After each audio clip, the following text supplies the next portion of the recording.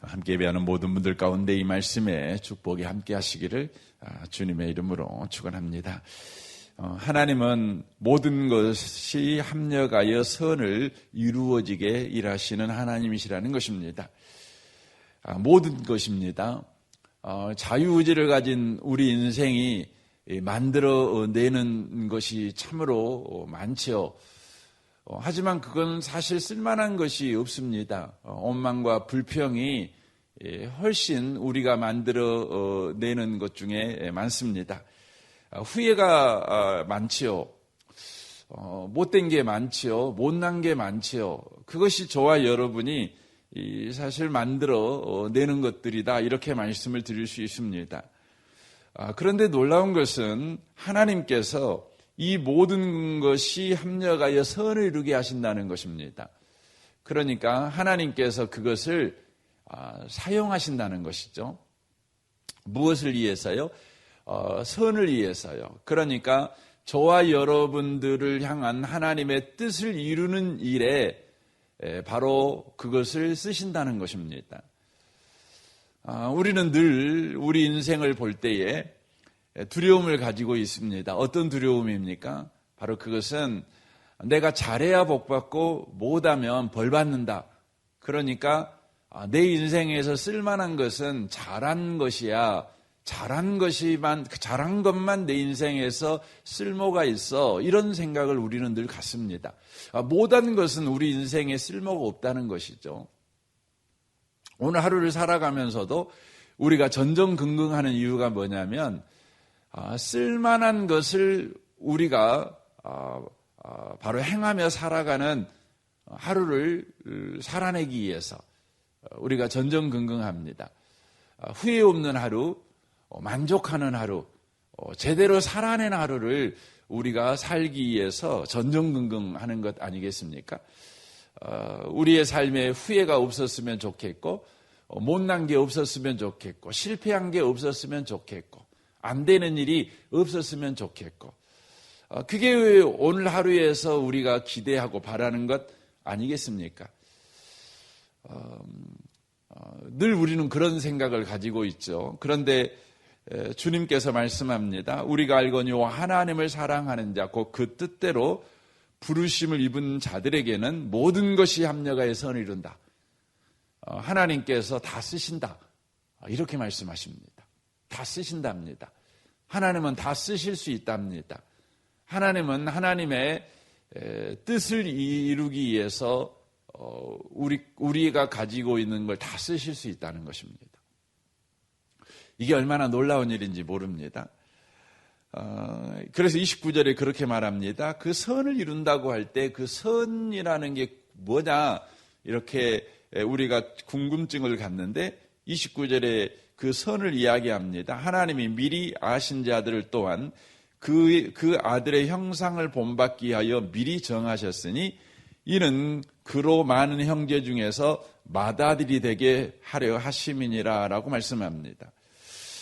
하나님이 우리 인생 가운데 이루고자 하는 선이 뭐냐면 29절에 보면 하나님이 미리 아신 자들을 이렇게 돼 있는데, 이 미리 아신 자들이라는 것은 바로 창세전부터 저와 여러분을 선택하셨다는 것이죠. 그러니까 처음부터 하나님은 우리를 아신 분이십니다. 그 아신 분께서 뜻을 세우셨어요. 그 뜻이 뭐냐면 여기에 보면 정하셨다 이렇게 돼 있는데, 미리 정하셨다는 것은 예정하셨다, 작정하셨다, 결정하셨다, 이런 의미의 말입니다. 하나님이 저와 여러분들을 향한 높은 뜻을 결정하셨다는 것이죠. 뭘 결정하셨습니까? 그 아들의 형상을 본받게 하기로 결정하셨다는 것이죠. 그러니까 예수 닮은 삶을 살아가도록, 예수 닮은 인생이 되도록 우리 하나님께서 저와 여러분이 태어나기도 전에, 창조되기도 전에 미리 그 뜻을 결정하셨다는 것이죠. 그래서 저와 여러분들의 인생이 예수 닮은 인생이 되게 하신다는 것입니다. 그게 뭐냐면 선입니다. 선. 그러니까 저와 여러분의 인생 속에 내가 자유의지를 가지고 행한 모든 것을 다 사용해가지고, 그런데 내가 자유의지를 가지고 내가 만들어내는 것은 후회가 더 많고 못난 게 많고 걱정이 많고 못된 게 많고 쓸데가 없는 것들인데, 그것들을 다 합력해가지고 예수 닮은 인생을 만들어내버린다는 것이에요. 그렇게 말씀을 하고 있는 것입니다. 얼마나 놀라운지 모릅니다. 그래서 성경은 내내 그 이야기를 하는 것입니다. 그래서 제가 그 이야기할 때 여러분에게 하는 이야기가 그 요셉 이야기를 해드립니다. 요셉 이야기 가운데는요, 그 세 종류의 사람이 등장합니다. 한 사람은 억울한 놈이 등장하죠. 요셉이죠. 그러니까 팔린 놈이죠. 그 다음에 팔아먹은 놈, 못된 형들이 나옵니다. 그리고 거기에 방관자인 아버지가 나옵니다. 여러분, 억울한 사람, 억울하게 만든 사람, 그리고 방관한 사람. 여러분, 이 세 종류의 사람이 나오거든요. 근데 이 세 종류의 사람이 여러분 등장하는 가정, 그 세 사람으로 구성된 가정은 어떤 가정이 될 것 같습니까? 보나마나 뻔한 가정 아니겠습니까? 아니면 콩가루 가정이죠. 망할 수밖에 없죠. 시간이 가면 갈수록 그 집은 무너지는 집이 될 것입니다. 그런데 놀라운 것은 하나님께서 그 가정을요 사랑하셨어요.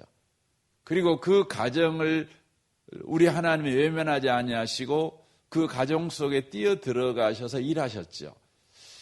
그 이유에 일하셨냐면 우리 하나님께서 그 가정을 향해서 바로 뜻을 정하셨기 때문에 그렇습니다. 그 가정을 향한 하나님의 뜻은 아브라함을 통해서 우리가 확인할 수 있죠. 복이 되는 가정, 그 가정을 통해서 모든 민족이 복을 받는 가정이 되게 하시는 뜻을 세우신 것입니다. 그런데 그들은 못났지요. 못돼 먹었죠. 억울하지요. 분노가 있죠. 그리고 형 동생을 팔아먹어버린, 그리고 그것에 대해서 어떤 힘도 쓰지 못하는 무기력한 아버지. 그런데요, 이 세 종류의 사람들이 그렇게 살았기 때문에 구원받았어요. 참 신비하죠. 억울한 일 당해가지고요, 그런 구원을 받아요. 팔아먹어가지고 구원을 받아요. 방관해가지고 구원을 받아요. 제가 여러분에게 억울한 인생을 살아가라 이렇게 조장하는 이야기가 아닙니다. 다 팔아먹어버려라, 못된 일하고 살아라, 제가 여러분에게 지금 못된 일을 해도 돼 이렇게 조장하는 게 아니에요. 우리는 인생을 잘 살아보려고 애를 쓰지만 여러분, 형들도 얼마나 잘 살아보려고 애를 썼겠어요. 그런데 잘 살아할 실력이 없는 거죠. 아버지에게 사랑 못 받고 동생만 사랑받는 걸 볼 때 화가 날 수밖에 없죠. 그들 안에 억하심정이 생길 수밖에 없죠. 안 그러려고 얼마나 애를 썼겠습니까? 자기네들도 똑바로 살아보려고 얼마나 애를 썼겠어요. 그런데 인생은요, 그럴 실력이 없잖아요. 그게 문제죠. 그러니까 동생을 팔아먹어버리는 수밖에 없는 거죠. 얼마나 그들이 팔아먹고 나서 장구치며 북치며 춤추며 놀았겠습니까? 금세 후회했겠죠. 금세 그들은 자기들을 자책했을 것입니다. 참 못난 형이다. 그래서 발 뻗고 못 잤을 겁니다. 우리가 그러지 않습니까? 그럼에도 불구하고 한 번 저지른 일, 엎질러진 물을 되담을 수 없는 게 우리 아니겠습니까? 우리에게는 죄의 흔적, 또 죄를 지은 것도 있지만 죄를 지어서 받은 상처도 되게 많거든요. 그런 인생이죠. 그런데 그런 인생 속에 우리 주님께서 뛰어들어 가셔가지고 무슨 일 하십니까? 그들을 구원하셔요. 구원은 다만 그들을 지옥 가지 않게 하고 천국 가게 했다. 이것이 다가 아니었죠. 그들을 어떻게 합니까? 그들을 예수 닮은 사람으로 만들어내요. 그 잔인한 형들을요, 기어이 예수 닮은 사람으로 만들어내요. 그래서 나중에 야곱 같은, 유다 같은 사람은 자기의 목숨을 담보로 해서 베냐민을 아버지 집에 보내야 합니다. 나를 가둬놓고 나를 죽여도 되지만 우리 동생, 우리 아버지를 살리기 위해서는 우리 동생을 꼭 보내주셔야 합니다. 제가 이곳에 포로로 잡혀 있겠습니다. 여기까지 가요. 전에는 동생 다 팔아먹어버린 사람이잖아요. 그러니까 하나님께서 그들의 인생을 향해서 모든 게 합력하여 선을 이루시는 방식으로 그들을 향하여 정해놓으신 하나님의 높은 뜻을 바로 이루어 가신다는 것이죠. 우리는 여기서 아주 중요한 걸 알 수 있습니다. 하나님은 우리를 자녀로 대하시죠. 그리고는 저와 여러분이 자녀다운 자가 되도록 우리 인생 속에 일하시는 하나님이라는 것을 우리에게 지금 말씀해 주고 있는 것입니다. 그러니까 저와 여러분이 하나님의 은혜로 예수 믿었잖아요. 예수 믿어서 우리는 구원받은 사람이 되었습니다. 그렇다면 우리는 이제 구원받은 자로서 내가 죽어도 천국 간다, 이런 든든한 소망을 가지고 하루하루를 살아가는 자가 되는 은혜를 받았죠. 그런데 그게 다가 아니죠. 저와 여러분을 하나님의 자녀다운 사람으로 우리 하나님께서 만들어 가시는 것까지 포함한다는 것이죠. 그래서 하나님은 저와 여러분의 수준이요, 우리 수준에 머물기를 원하지 않아요. 하나님은 끊임없이 저와 여러분의 수준이 예수님 수준이 되도록 우리 인생 속에 일하신다는 것이에요. 이게 굉장히 중요한 것입니다. 예수 인생이 되도록, 예수의 수준이 되도록 우리 인생 가운데 끊임없이 일하십니다. 그래서 에베소 4장 13절에 세번역 성경으로 읽어드리겠습니다. 그리하여 우리 모두가 하나님의 아들을 믿는 일과 아는 일에 하나가 되고 온전한 사람이 되어서 그리스도의 충만하심의 경지에까지 다다르게 됩니다라고 되어 있어요. 그러니까 하나님이 저와 여러분을 구원하셔서 하나님의 자녀가 되는 신분을 주셨죠. 그런데 신분만 가진 자가 아니라 신분에 걸맞는 삶을 살아내는 그런 수준을 가진 자가 되게 하시기 위해서 저와 여러분의 삶 속에 일하신다는 것이죠. 그 궁극적인 수준이 뭐냐면 예수 그리스도의 충만하심의 경지, 예수 그리스도의 수준까지 다다르도록 우리 주님께서 저와 여러분 가운데 일하신다는 것입니다. 그것이 우리의 삶에 나타나는 구체적인 그 일이 있어요. 그게 뭐냐면 우리의 실패라는 거예요. 여러분, 실패는 내가 실패했다. 내일이 왜 이렇게 망가졌어. 그게 다가 아닙니다. 실패가 뭐냐 그러면 내 수준대로 내버려 두지 않고 네 수준을 하나님 수준으로 만들어 내겠다는 하나님의 열심이에요. 이게 굉장히 중요한 것입니다. 그래서 우리는 인생을 살아가면서 실패하지요. 그럼 실패하면 우리는 낙심하지 않습니까? 왜 나는 안 될까? 왜 나는 이 정도 수준밖에 안 될까? 나는 왜 이 정도 능력밖에 안 될까? 나는 이렇게 못났나? 이렇게 스스로 자책하잖아요. 여러분, 실패를 왜 합니까? 우리가 그 정도 수준밖에 안 돼서 그러는 겁니다. 그래서 실패하죠. 그 정도 능력밖에 안 되니까 우리가 실패하는 것입니다. 그러니까 실패를 통해서 뭘 확인하게 되죠?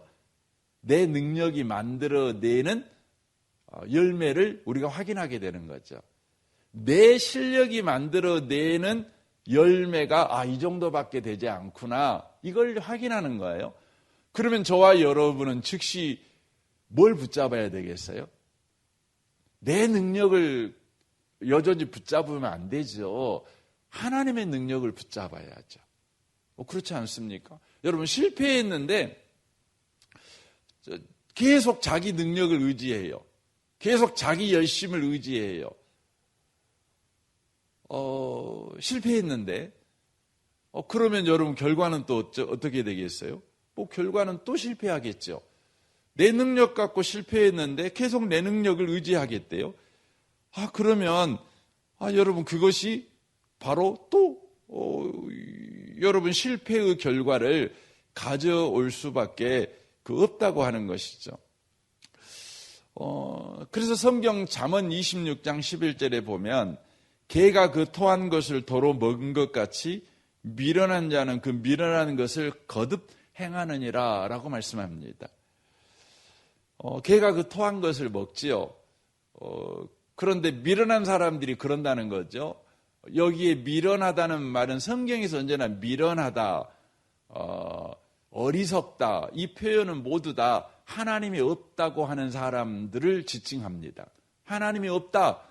이 사람들이 미련한 사람들이에요. 누가 지혜 있는 사람입니까? 여호와를 경외하는 사람이죠. 누가 지성인입니까? 여호와를 경외하는 사람이에요. 이게 지성인입니다. 그러니까 세상에 박사학위를 가졌네, 뭐하네 그럴지라도 하나님이 없다. 여러분 그런 사람들은 미련한 사람들이에요. 왜냐하면 자기가 보는 게 다하고 자기가 아는 게 다라고 하는 거죠. 세상에서 제가 이제 목회하면서 보면 세상에서 제일 답답하고 제일 정말 상대하기 싫은 사람이 뭐냐면 자기가 아는 게 다예요. 자기가 아는 세상이 전부예요. 그래가지고 그걸 계속 고집하는 거예요. 얼마나 답답한지 몰라요. 박사학위를 가지고 있다는 사람들이 막 고집해요. 그러면요, 정말 답답해요. 여러분, 박사 정도 되면은 고집하면 안 돼요. 박사 정도 되면은, 더 열어놓고 보는 거예요. 여러분, 그래서요, 예수를 바르게 믿잖아요. 예수를 바르게 믿으면은요, 우리는 조그만한 죄에도 민감해져요. 그래서 바울 사도가 나는 죄인 중에 괴수입니다 이렇게 고백하지 않습니까? 왜 그럴까요? 여러분, 영적으로 수준이 있는 사람들은요, 조그만한 것에도 자기가 죄를 지었다는 걸 발견하죠. 그러니까 끊임없이 자기의 부족함을 알게 돼요. 그런데 못난 사람들은 뭐냐면은 늘 자기가 잘한 것만 이야기해요. 죄가 없어요. 그래서 여러분 공부 못하고 공부 잘하는 사람들을 만나보면요, 시험 결과 보면 알잖아요. 공부 못한 애들은 시험 보고 오면 뭐라 그래요? 잘 봤대요. 왜 잘 봤다 그럴까요? 자기가 맞힌 것만 생각하니까. 근데 공부 잘한 친구들은 와서 뭐라 그래요? 못 봤다 그래요. 꼭 못 봤다고 그럽니다. 코 빠져 있어요. 왜 그럴까요? 자기가 틀린 것만 생각하니까. 자기가 모르는 것을 인정하니까, 발견하니까 그렇게 되는 거죠. 미루는 사람들은 하나님이 없다는 사람들이에요. 보이는 것이 다라는 거죠. 아는 게 다라고 하는 것이죠. 그런 사람에게 나타나는 현저한 특징이 뭐냐면 토한 걸 다시 먹어요. 실패한 걸 또 해요. 실패한 걸 또 해요. 여러분, 하나님이 계신다는 사람은 어떻게 해요?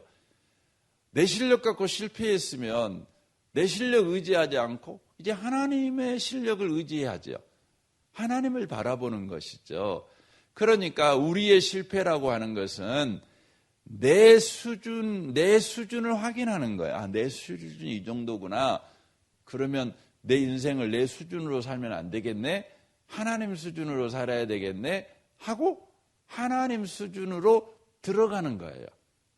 그러므로 이것을 이렇게 말씀드릴 수 있죠. 내 인생의 실패를 하나님이 허용하시는 것은 네 수준만큼의 인생을 살도록 내가 내버려 두지 않을 거야. 너는 하나님 수준으로 넘어와야 돼. 이렇게 하시는 하나님의 열심이 우리의 실패예요. 그래서 여러분 실패하면요, 와, 내 인생에 하나님이 열심을 가지고 개입하셨네. 여러분 그거 아셔야 돼요. 하셔야 돼요. 여러분 학교 선생님들이요, 우리 실력을 키우려면 어떻게 해요?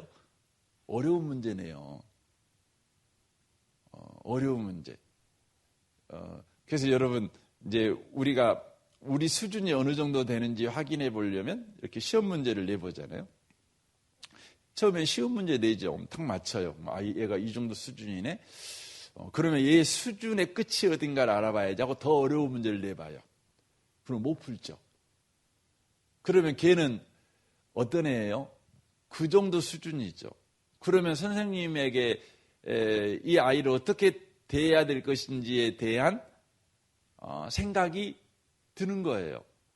얘를 수준 올리려면 이렇게 해야 되겠구나 아는 거죠. 우리 하나님은 저와 여러분의 인생에 실수를 또 실패를 허용하셔요. 끊임없이. 그 이유가 뭐냐면 우리의 수준만큼의 인생을 살지 않게 하기 위해서.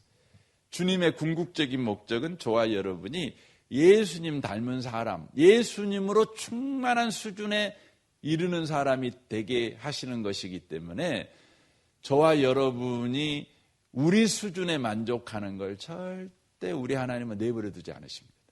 계속해서 우리 인생의 열심을 가지고 개입하셔서 우리를 계속해서 다루시는 것입니다. 이제 내일부터 우리가 이제 그 부분을 이제 고린도전서 2장 말씀을 가지고 우리가 다룰 것입니다. 바울의 실패, 그 실패를 통해서 하나님께서 바울의 인생을 어떻게 키워가시는지, 이것이 저와 여러분의 인생에서 있는 실패 속에서 하나님의 일하심, 이것을 확인할 수 있는 것이죠. 저는 이 아침에 오신 복 있는 분들이 오늘 하루를 살아갈 때도 꼭 기억하시면 좋겠습니다. 하나님은 내 수준에 머물도록 내버려 두지 않으시고 하나님의 수준, 예수의 수준이 되도록 우리 인생 속에 뛰어 들어오셔서 열심으로 개입하시는 분이시다. 이게 내 실패다. 그러면 여러분 실패당할 때 낙심하지 마세요. 나는 클 기회를 가졌구나. 하나님이 지금 일하시고 계시는구나. 하나님이 지금 열심을 가지고 내 인생에 개입하셨구나. 내 수준을 키우시려고 지금 주님이 역사하고 계시는구나. 그렇게 여러분이 믿음으로 환영하시고 받아들이시는 오늘 하루를 살아내시기를 주님의 이름으로 축원합니다. 아멘. 우리 같이 기도하겠습니다. 말씀을 가지고 이 아침에 우리가 기도하시면 좋겠습니다. 주여, 우리를 향한 하나님의 계획은 예수님 그리스도로 충만한 경지, 예수 그리스도를 닮은 수준까지 데리고 가는 것입니다. 주님이 높은 뜻이 우리의 인생에 계속해서 이루어지는 인생이 되기를 원합니다. 내 수준에 머물지 않게 내 인생에 뛰어들어와 일하신 하나님, 우리는 실패할 때 낙심하고, 실패할 때 억울해하고, 실패할 때 세상을 다 잃어버린 것처럼 그렇게 울며 불며 하는데, 주님 오늘 말씀을 통해 우리가 들었사오니 실패할 때 주님을 바라보게 하시고 주님을 더욱 찬양하게 하시고 주님의 일하심에 동참하는 우리의 믿음이 되게 해 주옵소서. 오늘 수요일입니다. 수요 예배를 위해서 여러분 기도하시면 좋겠습니다. 우리 성도들을 위해서 기도해 주시고, 우리 미래 세대, 우리 중고등부 아이들을 위해서 기도해 주시고, 섬기는 김대영 목사님을 위해, 또 정선마을 마을장 되는 장로님과 순장 순원을 위해서, 이 나라 이 민족 북한과 열방을 위해서, 선교사님들을 위해서 기도해 주시는데, 특별히 오늘 이 아침에는 아프리카에 있는 나이지리아 땅을 위해서 좀 기도해 주셨으면 좋겠습니다. 이번에 나이지리아에 있는 국제시민자유법치학회라고 하는 곳에서 특별 보고서를 이렇게 냈는데 1월부터 올 4월 10일까지 나이지리아에 있는 이슬람 극단주의 단체 지하드스트라는 그 단체에 의해서 3개월 동안 1041명의 기독교인이 순교를 당했습니다. 그리고 300명이 넘는 사람들이 납치를 당했습니다. 작년에는 5,068명이 여러분 순교당했고 수천 명이 흔적도 없이 실종돼 버렸습니다. 2021년 2년 전이죠. 2년 전에는 1년 동안 5,191명이 여러분 죽음을 당했습니다. 그리고 3,800명이 납치를 당했습니다. 지금 나이지리아 땅에 이렇게 여러분 5,000명이면 여러분 365일로 하더라도 하루에 거의 뭐 17명, 18명이 여러분 죽는 겁니다. 예수 믿는다는 이유 하나만으로 죽습니다. 주님, 나이지리아 땅에 그리스도인을 주여 불쌍히 여겨 주옵소서. 나이지리아 땅에 이 극단주의 이슬람의 모든 악한 행동들이 주님 멈추게 해 주옵소서. 주여 그 땅의 그리스도인들을 주여 불쌍히 여겨 주옵소서. 여러분, 그럼에도 불구하고 그들은 뜨거운 신앙을 가지고 있어요. 죽더라도 예수 믿는 걸 포기하지 않고 있습니다.